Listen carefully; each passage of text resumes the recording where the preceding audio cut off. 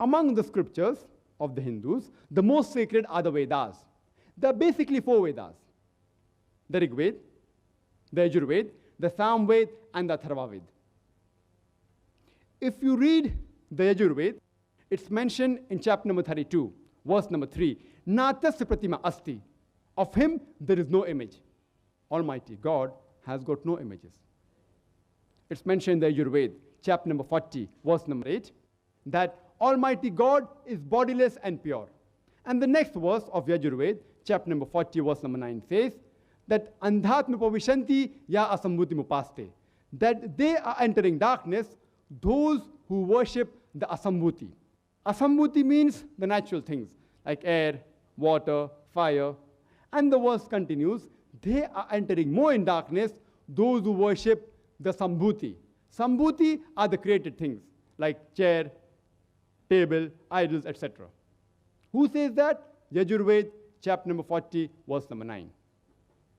Further, if you read, it's mentioned in the Atharvaved, chapter number 20, hymn number 58, verse number 3.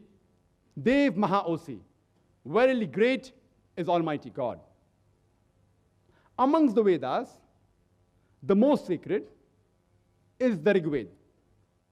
It's mentioned in Rig Veda, book number 1, hymn number 164, verse number 46, that sages and saintly people call Almighty God by various names. And if you read Rig Veda, book number 2, hymn number 1, there are various attributes given to Almighty God. One amongst them, it's mentioned in Rig Veda, book number 2, hymn number 1, verse number 3, Brahma. If you translate Brahma into English, one of its meaning is the creator. If you translate into Arabic, it means Khalik. We Muslims have got no objection if someone calls Almighty God as Khalik or creator or Brahma.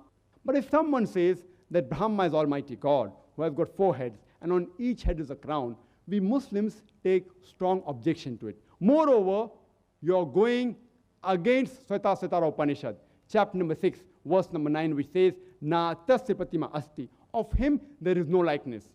You're giving an image to Almighty God. Another beautiful attribute given in Rig Veda, book number 2, hymn number 1, verse number 3, is Vishnu. If you translate Vishnu into English, one of its meaning is the sustainer, the cherisher.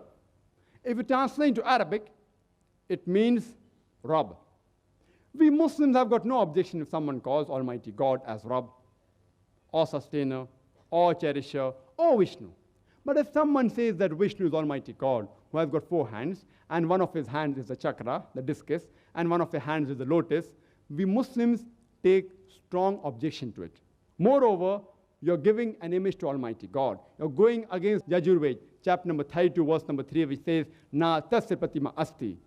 Of him there is no image. It's mentioned in Rig Veda, volume number 8, chapter number 1, verse number 1. Ma chidanyadi sansad. All praises are due to him alone. Worship him alone. It's mentioned in Rig Veda, volume number 6, hymn number 45, verse number 16. Ya ek it mushtihi. There is only one God. Worship him alone. And the Brahma Sutra, the fundamental creed of Hinduism, is Ekam Braham Dustya Naste. Niya Naste Kinchan. Bhagwan ek hi hai, dusra nahi hai. Nahi hai, zara bhi nahi hai. There is only one God, not a second one. Not at all, not at all, not in the least bit. So if you read the Hindu scriptures, you should understand the concept of God in Hinduism.